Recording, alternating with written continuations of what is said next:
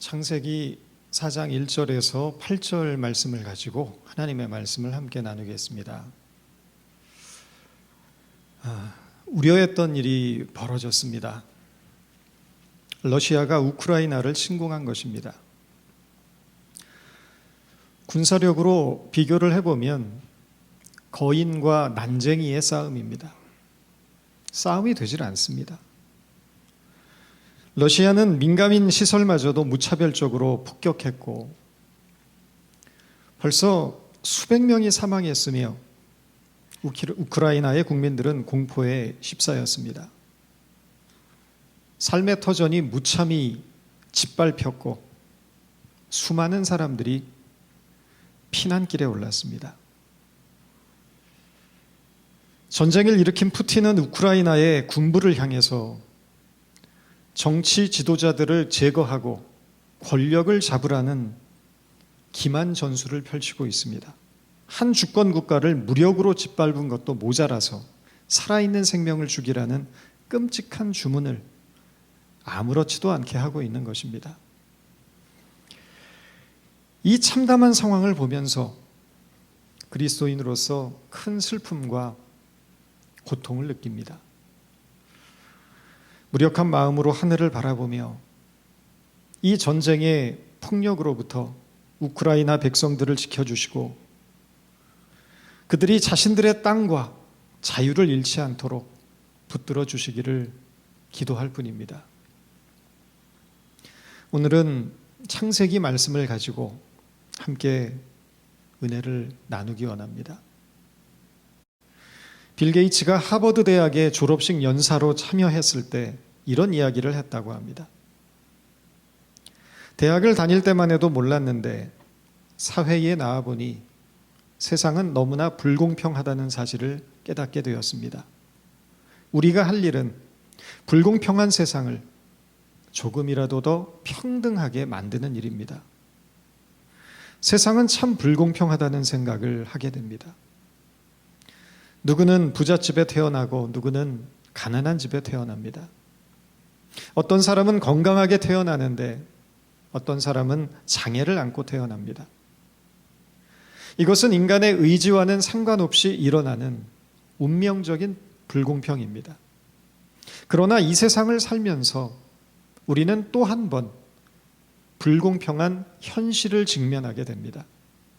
배운 게 없어서 피부색 때문에 직업이 천하다는 이유로 차별을 받습니다. 나이나 성별 때문에 차별받기도 하고 사회적 지위가 낮거나 가난하다는 이유로 차별받기도 합니다. 법은 만민 앞에 평등하다고 하지만 현실은 그렇지 않다는 것을 우리는 잘 알고 있습니다. 과거 한 탈옥수가 인질극을 벌이면서 유전무죄, 무전유죄를 외친 적이 있습니다. 돈 있는 사람은 죄를 지어도 무죄가 되고 돈이 없는 사람은 죄가 없어도 죄인이 되고 마는 세태를 비난한 것입니다. 실제로 우리가 사는 이 세상은 법이나 정의보다 정치적인 권력이나 물질의 힘이 더 강하게 작용하고 있다는 것을 부인할 수가 없습니다. 세상이 이처럼 불공평한다면 하나님만은 공평하셔야 하는데 많은 경우 우리는 하나님의 공평성에 대해서도 의문을 제기합니다. 왜 하나님은 누구의 기도는 들어주면서 누구의 기도는 응답하지 않으시냐는 것입니다. 왜 하나님은 착하고 선하게 사는 사람에게 고난을 주시면서 저토록 불의하게 사는 사람은 승승장구하고 떵떵거리며 살도록 가만 놔두시냐는 것입니다. 만약 하나님이 공평하시다면 의롭고 바르고 착하게 살려는 사람에게 복을 주시고 악인에게는 가혹한 벌을 주셔야 마땅하다는 것입니다. 이것이 우리가 생각하는 공평의 의미입니다. 그러나 현실에는 우리가 생각하는 이런 하나님의 공평은 존재하지 않습니다. 그렇다면 인간의 삶과 역사 속에 일어나는 이 모든 불공평한 현실을 우리는 어떻게 해석을 해야 하겠습니까? 과연 우리의 현실이 공평하지 못해도 하나님을 공평하신 분으로 믿고 고백하고 신뢰할 수 있는가라는 질문 앞에 서게 되는 것입니다. 여러분은 어떻게 생각하십니까? 하나님은 과연 공평하십니까? 왜 아무 대답도 안 하십니까? 공평하십니까? 저는 하나님은 공평하다고 생각합니다. 그 근거는 다른 데 있지 않고 하나님이 우리에게 베푸시는 은혜에 있습니다. 하나님의 공평의 근거라는 것은 다른 곳에서는 전혀 찾을 수가 없습니다. 하나님의 공평은 오직 은혜에만 뿌리를 내리고 있기 때문입니다. 마태복음 5장 45절에 보면 예수님은 은혜의 속성에 대해서 이렇게 말씀하십니다. 이는 하나님이 그 해를 악인과 선인에게 비추시며 비를 의로운 자와 불의한 자에게 내려주심이라. 햇빛과 비는 땅의 조건과 아무런 상관없이 누구에게나 무차별적으로 내립니다. 그리고 땅에 있는 모든 생물이 살아갈 수 있는 생명의 원동력이 됩니다. 진리와 생명을 떠나 살아가는 악인들에게도 그들이 원하든 원하지 않든 자신들도 인식하지 못하는 중에 하나님의 은혜가 있기에 삶을 살아가게 된다는 것입니다. 가난한 자는 가난한 중에 내려주시는 은혜로 살고 부자는 부유한 중에 주시는 은혜로 삽니다. 병든 자는 병든 중에서도 허락하시는 은혜로 살고 건강한 자는 건강한 중에 주시는 은혜로 삽니다. 그러므로 이 세상에 그 어떤 존재도 하나님의 은혜를 피해서는 살아갈 수가 없다는 것입니다. 하나님의 은혜는 모두에게 공평하게 주어졌습니다. 중요한 것은 이 신비한 은혜를 깨닫고 살아가는 일에 있습니다. 은혜를 깨닫지 못하면 모든 것이 원망이 되고 불평이 됩니다. 결국 하나님을 향해 분노하고 그 분노는 자신의 영혼을 지르는 칼이 되고 이웃을 해치는 무기가 됩니다. 하나님의 은혜 앞에 설 때만이 우리는 하나님의 공평을 깨닫게 됩니다. 그것은 없는 중에도 있는 것을 깨닫게 하시는 놀라운 은혜입니다.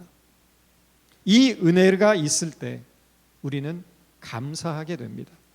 이 은혜가 저와 여러분 모두에게 있기를 바랍니다. 그러나 오늘 본문에 등장하는 가인은 달랐습니다. 가인은 하나님의 처사가 불공평하다고 생각했습니다. 하나님이 자신이 드리는 제사는 받지 않고 아벨의 제사만을 받은 것은 부당하고 억울한 일이라고 생각했습니다. 그러나 정말 가인은 하나님의 불공평한 처사 때문에 피해를 본 억울한 사람이었습니까? 결코 그렇지가 않습니다. 가인은 인류 최초의 사람이었던 아담의 장자로서 모든 것을 다 가진 자였습니다. 고대 사회에서 장자는 다른 형제들보다 2배의 재산을 물려받도록 되어 있었습니다. 게다가 하나님으로부터 오는 축복권도 갖습니다. 모든 가족을 대표하는 권리를 행사합니다. 장자는 가문의 대를 잇는 특권적 위치에 서 있는 것입니다. 반면에 차자는 다릅니다. 차자는 모든 특권을 장자인 형에게 빼앗긴 채로 태어납니다. 차자는 약자입니다. 본문의 1절은 아담과 하와가 에덴 동산에서 추방된 이후에 낳은 첫 번째 아들인 가인의 탄생에 대해서 대서특필하고 있습니다. 아담이 그의 아내 하와와 동침하매 하와가 임신하여 가인을 낳고 이르되 내가 여호와로 말미암아 등남하였다 하니라. 반면에 아벨의 탄생에 대해 성경은 침묵합니다. 가인은 장자로서 하나님과 부모로부터 축복을 받으며 태어났지만 아벨은 누구에게도 기쁨이 되지 못한 존재로 태어났다라는 것입니다. 가인과 아벨의 이름의 뜻을 보면 더욱 흥미롭습니다. 가인은 그 이름의 뜻 자체가 얻다라는 소유의 의미를 가지고 있습니다. 반면에 아벨은 공허라는 의미를 가집니다.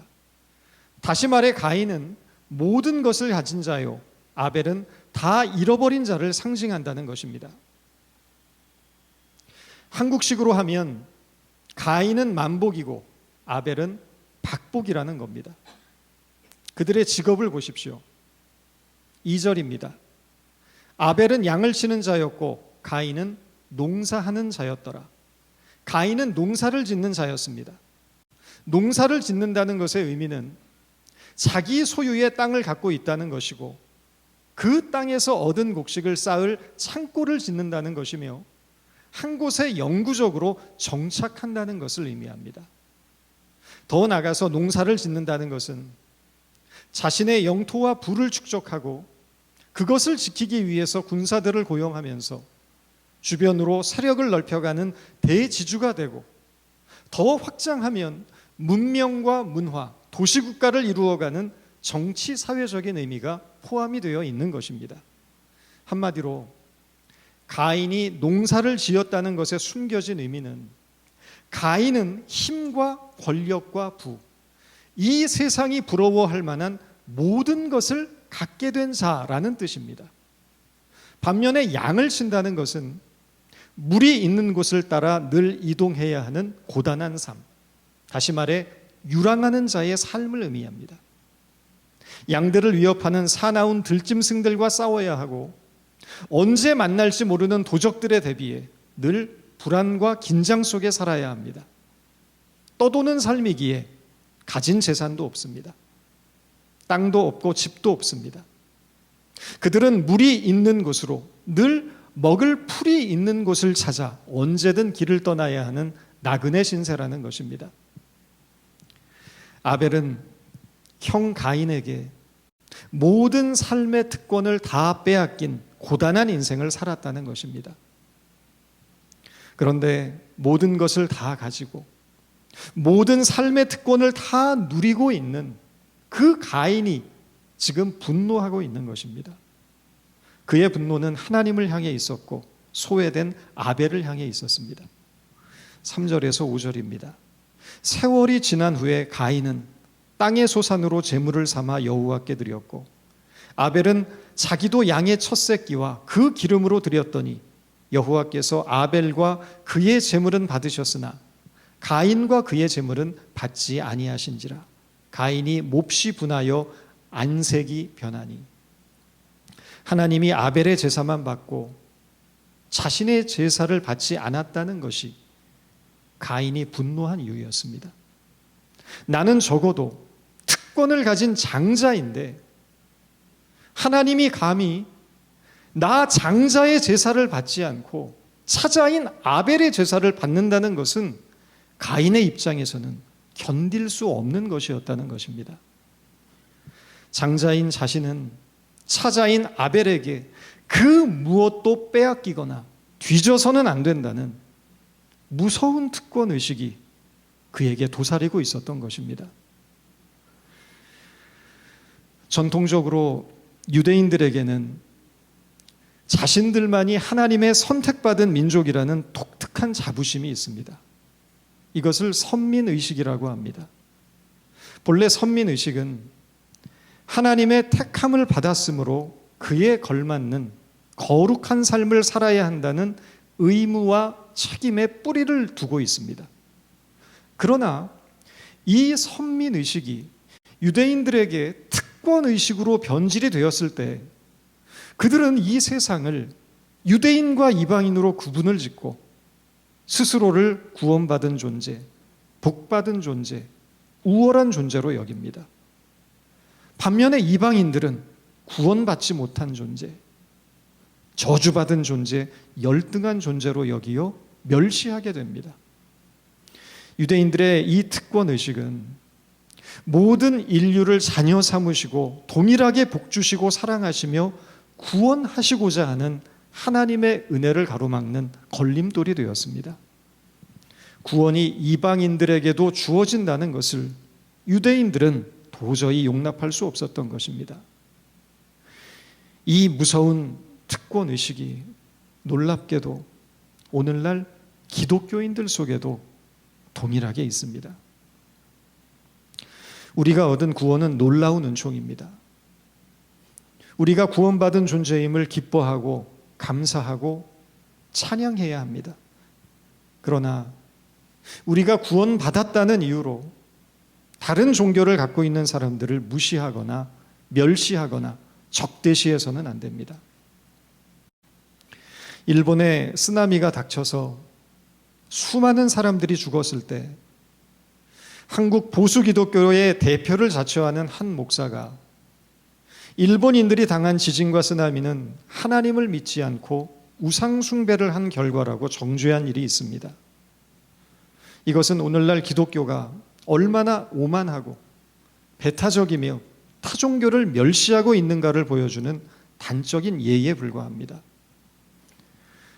복음은 고통 중에 있는 사람들의 아픔을 함께 아파하며 종교와 이념을 초월한 하나님의 사랑으로 끌어안는 것이지 판단하고 정죄하고 심판하는 것이 아닙니다. 인간의 특권의식이 얼마나 유치한 것인가를 보여주는 우스운 이야기가 있습니다. 어느 시골의 조그만 읍에서 경찰서장과 읍장과 목사가 함께 식사를 했답니다. 누가 밥값을 냈을까요? 식당 주인입니다. 작은 시골 마을에 불과했지만 그들은 그 읍에서 가장 잘난 줄 아는 사람들이었다는 것입니다. 나름대로의 특권의식이 강해서 대접받는 것밖에는 몰랐다는 것입니다. 우리가 어떤 신분이든 간에 어디 가서 대접받으려고 하지 말아야 할 것입니다. 기회가 있는 대로 먼저 대접해야 합니다. 섬기는 자가 되는 것이 복음의 정신입니다. 제자들이 특권의식 갖는 것을 경계하셨던 예수님은 제자들의 더러운 발을 손수 먼저 씻겨주심으로 먼저 섬기는 자가 되어야 함을 가르쳐 주셨고, 내가 주와 선생이 되어 너희의 발을 씻긴 것처럼 너희도 서로의 발을 씻겨주는 것이 마땅하다고 가르쳐 주셨습니다. 성도에게 있어서 진정한 특권이 있다면 그것은 먼저 상대의 발을 씻기는 종의 특권일 것입니다. 자기를 낮추는 겸손의 특권이고 기꺼이 불편을 감수하는 특권이며 스스로 을의 위치에 서서 이웃을 섬기는 특권입니다. 가인의 분노는 결국 한 어머니의 모태에서 태어난 동생 아벨을 잔혹하게 살해하는 참혹한 결과를 낳게 됩니다. 8절입니다. 그들이 들에 있을 때에 가인이 그의 아우 아벨을 쳐 죽이니라. 흥미로운 사실은 가인이 아벨을 살해하기 이전에 하나님이 가인에게 주셨던 경고입니다. 6절 7절입니다. 여호와께서 가인에게 이르시되 내가 분하여 함은 어찌미며 안색이 변함은 어찌미뇨 내가 선을 행하면 어찌 낯을 들지 못하겠느냐 선을 행치 아니하면 죄가 문에 엎드리느니라. 죄의 소원은 내게 있으나 너는 죄를 다스릴지니라. 죄의 소원은 내게 있으나 너는 죄를 다스릴지니라. 아벨에 대한 가인의 살인은 이미 예고된 것이었다는 말입니다. 하나님은 가인의 마음에 분노가 가득 찬 것을 보셨고 그 분노를 다스리라고 하셨습니다. 분노의 감정이 인간 속에 숨어있는 폭력성을 일깨우고 그 폭력성은 결국 파괴적인 행동으로 드러나게 된다는 것을 하나님은 아셨기 때문입니다. 그러나 하나님의 경고에도 가인은 분노를 다스리는 일에 실패했고 아벨을 들로 유인하여 돌로 내려친 것입니다. 통제되지 못한 분노는 결국 살인이라는 끔찍한 결과를 낳게 되었습니다. 사람은 감정의 동물이기에 분노하는 감정을 갖는 것은 지극히 자연스러운 일입니다. 분노하지 않고 살 수 있는 사람은 아무도 없습니다. 적절하게 분노하는 것은 정신위생에도 좋습니다.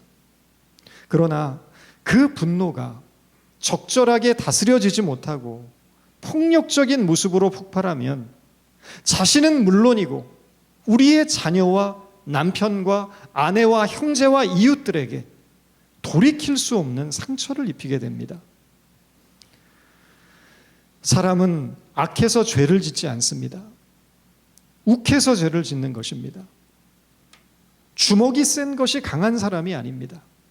욱하는 마음을 다스리는 사람이 진정 강한 사람입니다. 성경은 분노 자체를 나쁘다고 말하지 않습니다. 하나님은 불의를 보시고 분노하셨고 예수님도 더럽혀진 성전에서 채찍을 휘두르며 분노하셨습니다. 그러나 그 분노는 정의를 세우기 위한 분노였고 하나님의 구원을 이루기 위한 사랑을 바탕으로 하고 있었습니다. 그러나 우리의 분노는 그저 욱하는 분노입니다. 미움과 질투에 뿌리박고 있고 이기심과 욕망에 기초하고 있습니다. 이 어두운 감정들의 뿌리박은 분노가 우리 안에 있는 폭력성과 결합하면 결국 파괴적인 모습으로 드러날 수밖에 없다는 것입니다. 우리 삶에 일어나는 모든 살인과 폭력을 보십시오. 그 배후에는 분노의 감정이 있습니다. 잠언 16장 32절은 노하기를 더디하는 자는 용사보다 낫고 자기 마음을 다스리는 자는 성을 빼앗는 자보다 낫다고 말합니다. 잠언 29장 11절은 어리석은 사람은 분노를 다 터뜨려도 지혜로운 자는 분노를 억제한다고 말합니다. 사도 바울은 에베소서 4장 26절에서 분을 내어도 죄를 짓지 말고 해가 지도록 분을 품지 말라고 가르치고 있습니다. 야고보서 1장 20절은 사람의 성내는 것으로 하나님의 의를 이룰 수 없다고 선언합니다. 그러므로 분노의 감정을 잘 다스릴 수 있도록 성령의 도우심을 구해야 합니다. 성숙한 신앙인이란 분노의 감정을 잘 다스려서 관용과 용서로 사랑과 화해로 승화시키는 힘을 가진 사람입니다. 가인이 아벨을 살해한 이후에 인류의 역사는 폭력과 살인으로 얼룩져 왔습니다. 하나님이 창조하신 생명의 존엄성과 가치가 무너져 버렸습니다. 불과 돈 몇 푼을 뺏기 위해서 사람을 죽이고 링 위에서 피투성이가 되도록 서로를 때리는 것을 스포츠란 이름으로 사람들은 즐기고 있습니다. 아이들은 총과 각종 무기를 가지고 파괴하고 죽이는 컴퓨터 게임에 빠져듭니다. 이 시대는 생명의 소중함을 경시하고 생명을 파괴하는 가인의 문화입니다. 그러나 성도는 생명을 살리는 자로 부름받았습니다. 이 어두움과 죽음의 세상 속에서 성도는 모든 살아있는 생명의 가치를 소중히 여기고 생명을 살리는 삶을 살기 위하여 노력하며 기도해야 합니다. 그러므로 참 생명이신 예수님, 생명의 소중함을 일깨워 주시는 예수님을 증거하는 일은 우리의 중요한 사명입니다.